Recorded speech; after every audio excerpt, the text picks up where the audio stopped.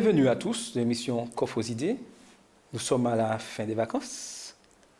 Bientôt la rentrée pour tout le monde. Semaine de rentrée, tout ça. Donc, je remplace Marvin une dernière fois. Mais je souhaite quand même à tous la bienvenue à Yvelise, Edwina et Carole. Merci. À toi aussi. Alors, les vacances se sont bien passées? Oui, Tranquillement, tout le monde est heureux, prêt pour la rentrée, prêt pour continuer la mission? Ah oui, la mission. Oui, nous sommes tous prêts. La mission, oui. La mission, oui. La mission n'a pas changé. La mission n'a pas changé. Merci Edwina. Donc, nous continuons à découvrir des missionnaires, des exemples pour chacun d'entre nous et à prendre des armes pour être de forts combattants pour cette bataille en tant que missionnaire. Aujourd'hui, nous allons découvrir Philippe, le missionnaire. Je vous invite à lire Acte 1, verset 8. Acte 1, verset 8.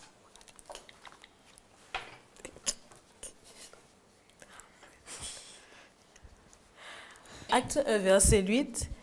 Mais vous recevrez une puissance, le Saint-Esprit survenant sur vous, et vous serez mes témoins à Jérusalem, dans toute la Judée, dans la Samarie et jusqu'aux extrémités de la terre. Vous recevrez une puissance. Avez-vous reçu cette puissance? Avez-vous cette puissance? Si nous sommes des témoins, oui. Si nous sommes des témoins, nous avons cette puissance. Depuis 2 mois, nous discutons de notre mission, être missionnaire. Est-ce que nous sommes convaincus que nous avons une mission? Oui. Oui. Sommes-nous convaincus que, quel que soit l'endroit où nous sommes, nous devons être des missionnaires? Oui. Cette semaine, nous allons voir Philippe. Alors, qui était Philippe? Un diacre. Hein? Diacre. Un diacre, oui. Et il vivait où? Et il vivait où? Il vivait à Jérusalem. Il vivait à Jérusalem. Alors, en tant que diacre à Jérusalem, Philippe, lui, il était bien dans sa zone de confort. Tranquillement là, à vivre, à connaître avec ses frères et sœurs, discutant, accomplissant la mission, disant ce que Jésus avait fait. Mais qu'est-ce qui lui est arrivé? Qu'est-ce qui est arrivé à Philippe? Dites-moi. Qu'est-ce qui est arrivé à Philippe? Il a été ravi par le Saint-Esprit pour aller témoigner à un Éthiopien. Un Éthiopien. Alors, je prends encore Edwina comme exemple. Edwina, imagine-toi que tu es ravi pour aller en Amazonie, endroit magnifique que tu aimes, pour pouvoir parler de Jésus. Alors, comment tu réagis? Sous ton visage, je sens une expression de joie. Non. C'est tout le contraire. Ah, c'est tout le contraire. C'est Pourquoi? ironique. Pourquoi? Amazonie, waouh. Eh bien, c'est la même chose qu'avec à Philippe. Il est ravi et il arrive à un endroit inconnu. Dernier endroit où il aimerait être vraiment. Et qui il rencontre? Un Éthiopien. Un Éthiopien. Oui. C'est-à-dire quelqu'un qui ne partage pas, quelqu'un qui n'est pas... Encore un gentil. Encore un gentil, comme nous avons vu la semaine dernière, un étranger, il le rencontre. Alors, quelle question il pose à cet Éthiopien? Dites-moi. Comprends-tu ce que tu lis? Comprends-tu ce que tu lis? Pour que Philippe pose cette question, il a fallu qu'il fasse quoi? Que lui-même il connaisse la parole de Dieu, enfin, qu'il connaisse la Bible, le livre que l'Éthiopien était en train de lire. Pouvons-nous poser cette question à ceux qui nous entourent? Comprenez-vous ce que vous lisez dans la Bible? Yvelise. Pour qu'on la pose, il faut que nous-mêmes déjà on comprenne. Et pour comprendre, il faut que nous ayons passé du temps à l'étude de la parole de Dieu. Et vous remarquez bien qu'à chaque fois où revient cette notion de relation avec Dieu, de temps passé. Et si nous voulons vraiment partir en mission, il faut que nous ayons eu ces connaissances, n'est-ce pas? Donc, revenons à notre cher Philippe, qui se trouve dans, je dirais, un endroit, un moment T, auquel vraiment, il y a sûrement 2 heures avant qu'il soit ravi, ne pensait pas vraiment y être. Et là, il se trouve là, prêt à accomplir cette mission. Et sa mission, c'est laquelle? Sa mission, c'est laquelle? Témoigner auprès de cet Éthiopien. Témoigner auprès de cet Éthiopien, oui. Ensuite.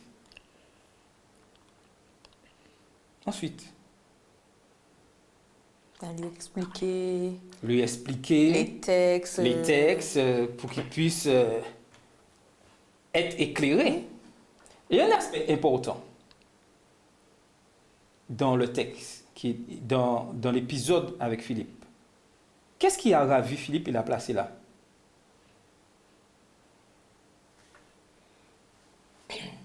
C'est le Saint-Esprit. Le Saint-Esprit, merci. Alors, quel est le rôle du Saint-Esprit là? Ravir Philippe. Ravir Philippe, très bien. Il a inspiré en tout cas à Philippe la mission. Tout à fait. Parce qu'il lui dit, alors ça se trouve dans Acte 8, il lui dit, alors, le texte nous dit, Acte 8, verset 26, un ange du Seigneur s'adressant à Philippe lui dit, lève-toi, va du côté du midi, sur le chemin qui descend de Jérusalem à Gaza, celui qui est dans le désert. Il se leva et partit. Donc en fait, Philippe entend une voix, donc il sait que c'est la voix de Dieu déjà, donc ça veut dire qu'il avait une relation déjà assez intense avec son Dieu, puisqu'il reconnaît la voix de Dieu. Et il part effectivement, il se retrouve là où Dieu veut qu'il soit. Et là, il doit témoigner auprès de cet Éthiopien. Tout à fait. Rempli de l'Esprit Saint, Philippe est conduit là par l'Esprit. Tout à fait. Et c'est quelque chose de très important. Et nous voyons dans cet épisode de Philippe avec l'Éthiopien qu'il y a des leçons précieuses pour chacun d'entre nous. Lorsque nous partons en mission, il faut que nous soyons remplis du Saint-Esprit. Amen. N'est-ce pas? Tout à fait. Ensuite, disposés à tenir un rôle de soutien, de besoin, afin que d'autres puissent se concentrer sur la prédication de l'Évangile. Est-ce que vous voyez ce que je veux dire là? Prêt à soutenir ceux qui portent la parole. Et tout ça est toujours dirigé par le Saint-Esprit. Se laisser diriger par l'Esprit, tandis que nous partageons notre foi. Des fois, nous voulons tout contrôler. C'est normal. Mais Philippe, est-ce que Philippe contrôlait quelque chose? Qui contrôlait les choses? Le Saint-Esprit. Quatrième élément, disposé à aller là où l'Esprit le conduisait. N'est-ce pas, Louina, Amazonie? N'est-ce pas? Nous laisser aller. C'est très important. Car Dieu seul sait là où il veut nous amener. Et cinquièmement, le Saint-Esprit enrichit toujours notre ministère. Toujours. Et sixièmement, il est important que nous prêchions l'Évangile partout où nous sommes, en mettant toujours à la première place Christ au centre de ce que nous faisons. Christ doit être toujours au centre de tout ce que nous faisons. Donc, tous ces éléments ensemble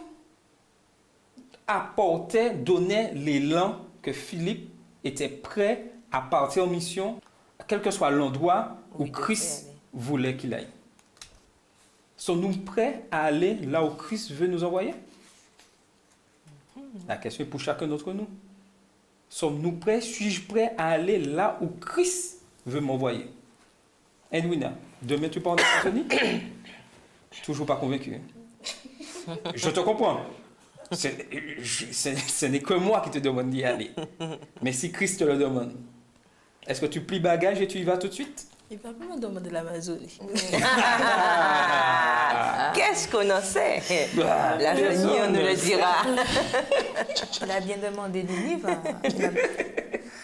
Donc, connaissons-nous la vision de Dieu pour l'humanité? Ben oui. Comme on l'a déjà répété plusieurs fois les semaines précédentes, c'est que tous soient sauvés, que l'humanité revienne à lui. Tout à fait. Christ veut que tout le monde soit sauvé. Et ceci doit être notre vision. Et lorsque j'ai cette vision-là, qu'est-ce qui arrive? Qu'est-ce qui arrive lorsque j'ai cette vision-là? Que tous soient sauvés. Dites-moi. Je suis motivée. Je suis motivé. Ensuite. Ben, je pars. Je pars. J'agis. J'agis. Je passe à l'action. Je fonce. Je fonce. Mais pourquoi faisons-nous de sur place alors? J'ai pas compris la vision. Parce qu'il y a des poids dans nos chaussures. Ah, il y a des poids dans nos chaussures. Et ces poids, c'est quoi? Mais Qu'est-ce qui nous... ce sont tous les obstacles que nous-mêmes mettons devant nous. Mhm. La crainte, l'appréhension, la peur de l'inconnu. On ne sait pas où on va, qu'est-ce qui va arriver, qu'est-ce qu'on va me faire, qu'est-ce qu'on ne va pas me faire, comment je vais réagir, je vais attraper des maladies, nanana. Enfin, tout dépend de là où Tout à on fait. doit aller, mais c'est vrai que c'est délicat, quoi. C'est vraiment délicat.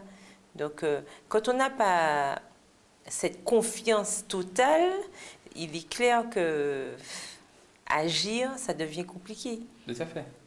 Lorsque Philippe est arrivé auprès de cet Éthiopien, il était là tranquillement. Est-ce que Philippe a bouleversé sa vie? La vie de l'Éthiopien? Oui. Eh ben oui. Mais... Parce qu'il a demandé le baptême après. Oui, mais attends, imaginez-vous. Vous êtes là tranquillement dans votre voiture, puisque nous sommes au XXIe siècle. Et puis, vous voyez quelqu'un brusquement apparaître sur votre siège passager alors que vous étiez seul dans la voiture, tranquillement, en train de lire la parole de Dieu. Et puis vous voyez la personne arriver à côté de vous, la flamme. C'est ça qui est arrivé à l'Éthiopien. Hein? Non. C'est bien ça qui est arrivé, oui ou non? C'est bien ça. Oui. C'est bien ça. Ouais, Donc, mais imaginez-vous. je ne sais pas si on aura le réflexe de dire comprends-tu ce que tu lis? Et puis la personne vous dit comprends-tu ce que tu lis? Changement total, hein? Ah, voilà, Surprise, quelque chose qu'on n'a jamais vu. Et... c'est vrai, quoi. C'est étonnant. Il n'y a que l'Esprit de Dieu qui permet de comprendre et d'accepter cette situation-là. Donc, il écoute ce message, il est frappé, et Philippe crée un changement en lui. Avez-vous connu ce changement-là? L'Esprit de Dieu Oui. crée un changement à travers Philippe. Tout à fait. Avez-vous connu ce changement-là? Mais bien sûr, puisqu'on a accepté. Mais je sens une hésitation. Non, vous avez connu ce changement-là, oui ou non? Mais oui. Nous avons tous connu, et vous, téléspectateurs, nous avons tous connu ce changement-là. Bon, pas comme l'Éthiopien avec Philippe. Non, peut-être pas le même contexte. Oui. Mais ce changement a eu lieu puisqu'on a accepté Oui. la parole de Dieu. On a accepté Jésus. Et l'Esprit agit. Et quelles que soient les choses que nous avons vécues dans notre vie, à un moment, l'Esprit de Dieu a créé un changement. Et il crée encore ce changement. Puisque nous sommes tous appelés à devenir de bons missionnaires, de véritables missionnaires. N'est-ce pas? N'est-ce pas? Donc, il y a quelque chose d'important dans notre vie de chaque jour. Comment pouvons-nous partager avec les autres notre mission?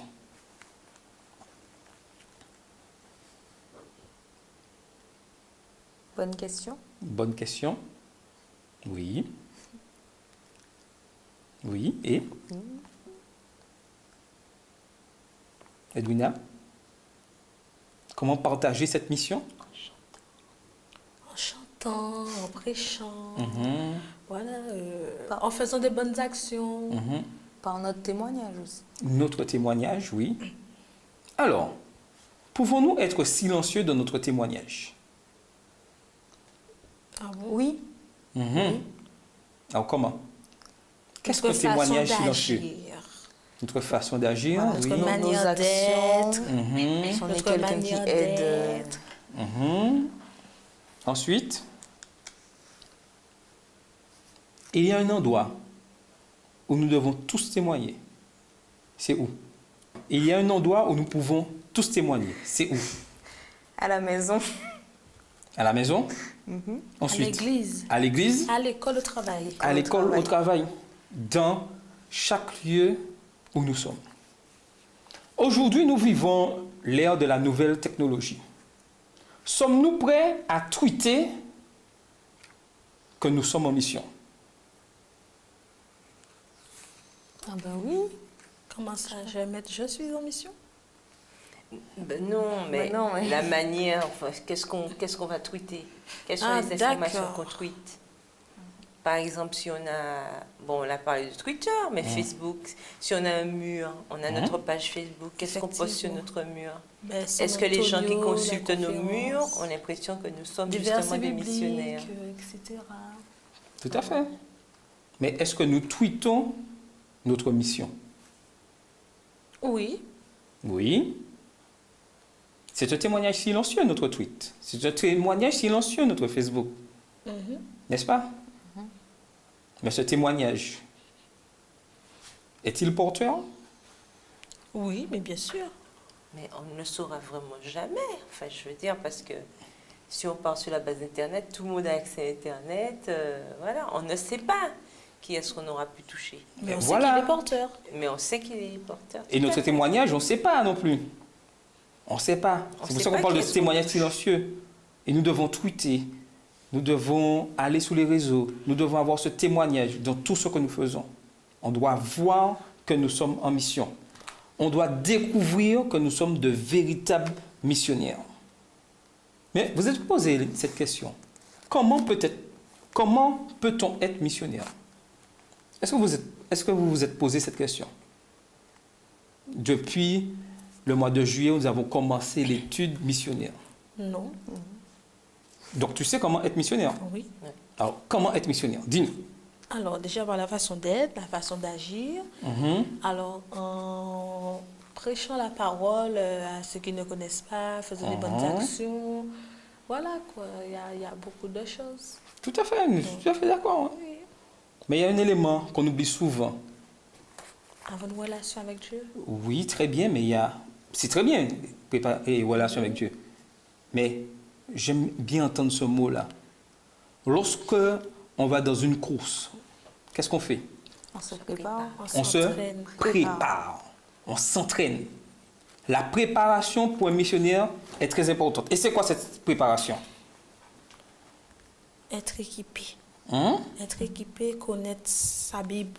Connaître sa Bible et laisser le Saint-Esprit entrer en nous. Demander le Saint-Esprit. Demander le Laisser Saint-Esprit. Qu'a dit l'Éthiopien lorsqu'il a compris la parole? Voici de l'eau, qu'est-ce qui m'empêche d'être baptisé? Est-ce que c'est lui qui parlait réellement? Il y a quelque chose que nous oublions très souvent. C'est quoi? Un élément indispensable. Préparation. La préparation. Je ne pars pas en mission comme ça. Hein? Ben non, il faut se préparer. Et on se prépare comment alors? Comme on attend notre époux, On le se- mariage. Mhm. On fait quoi? On se prépare en circonstances. Mhm. Donc on étudie pour Oui. pouvoir instruire les autres. On ne va pas aller comme ça, ouais, bon, je vais faire de la mission et puis on ne connaît rien. Tout à fait. Donc si quelqu'un nous pose une question, il ne faut pas qu'on soit... Mais, Muet. et le Saint-Esprit, rappelez une chose importante, le Saint-Esprit nous remémore ce que nous, Nous avons appris. si je n'ai pas appris, Il ne peut pas nous remémorer. Ah, j'en ai clair. c'est clair. Le Saint-Esprit ne peut pas faire ça. Parce que lorsque le Saint-Esprit a ravi Philippe vers l'Éthiopien, Philippe a parlé de ce qu'il connaissait. Parce qu'en amont, il avait appris. Donc, il y a toute une préparation importante. Ensuite, deuxième aspect, pour être un bon missionnaire, être prêt pour cette mission, témoigner partout. Ce n'est pas uniquement à la maison, ou uniquement à l'église, ou uniquement dans la rue, où je vais décider, bon, quand je pars en vacances, et nous sommes à la fin des vacances, que là où je suis, personne ne me connaît, donc je peux faire Tout et n'importe quoi. tout et n'importe quoi, puisque, bon, Évelyse ne va pas me voir, donc c'est pas un problème. Mais c'est partout, car Dieu voit tout Et partout. et partout. Très important. Troisième élément, exercer la bonté. Exercer la bonté partout où nous sommes. Et dernier élément, soyons des exemples positifs. Alors, c'est quoi être un exemple positif? Alors, si on parle de positif, c'est qu'il y a des exemples aussi négatifs. Qu'on reflète sûr. la parole du Seigneur. Bien sûr. Oui, mais c'est vague, refléter la parole du Seigneur. Je veux quelque chose de concret. Exemple positif, c'est quoi? Aider l'autre, par exemple. Aider, aider les autres à mieux comprendre peut-être la parole de Dieu ou à s'investir, par exemple, dans la mission. Alors, il y a un C'est-à-dire que proverbe. si certains nous voient faire, peut-être qu'ils auront envie de faire aussi si on Tout fait à fait. bien. Il y a un proverbe gallois qui dit qui veut être un leader doit être un pont. Tout à fait. Il faut bien que les gens puissent passer pour te suivre. Oui, c'est ça. Qui veut être un leader doit être un pont. C'est-à-dire que si nous donnons l'exemple, il est sûr et certain que les d'autres autres nous suivront. imiteront. Bien sûr. Mais oui, c'est imparable puisque on ne peut pas dire aux gens de faire. C'est pas le principe. Oui, faites ce que je dis, ne faites pas. Voilà. Alors c'est faites ce que je dis et ne faites pas ce que je fais. C'est pas ça le principe. Tout à fait. On doit être un exemple. Si les autres voient que nous sommes engagés dans la mission, ils auront peut-être envie de faire aussi. Par exemple, on peut prendre un exemple avec cette émission. Qui sait quelle vocation ça va arriver chez d'autres? On ne sait pas. Si quelqu'un commence, ça va forcément peut-être éveiller autre chose. Quel que soit le domaine dans lequel nous évoluons, nous pouvons être l'élément moteur qui fera que d'autres auront envie aussi de faire. Tout à fait. Une question. Être missionnaire, oui, mais pour qui? Pour qui je suis missionnaire? Pas poser cette question-là? Pour tous ceux qui n'ont pas encore entendu parler de Christ, Alors, pour tous ceux qui n'ont pas parlé de Christ, ensuite, Pour nous-mêmes. pour nous-mêmes, pour nous-mêmes, enfin, Et aussi pour Dieu. pour ceux qui sont dans notre entourage aussi. et lui dire quelque chose, c'est très bien. Répète plus. Et aussi pour Dieu. Et aussi pour Dieu. Mais d'abord pour Dieu. Effectivement. D'abord pour Dieu. Pour qui? Pour Dieu. Parce que nous avons accepté l'appel de Dieu. Mais je peux vous garantir, vous, ici présents, vous qui nous regardez, cet appel, c'est une magnifique aventure, n'est-ce pas? Et je suis sûr qu'il y en a des milliers, je dirais des millions, qui partagent cette joie, cette aventure.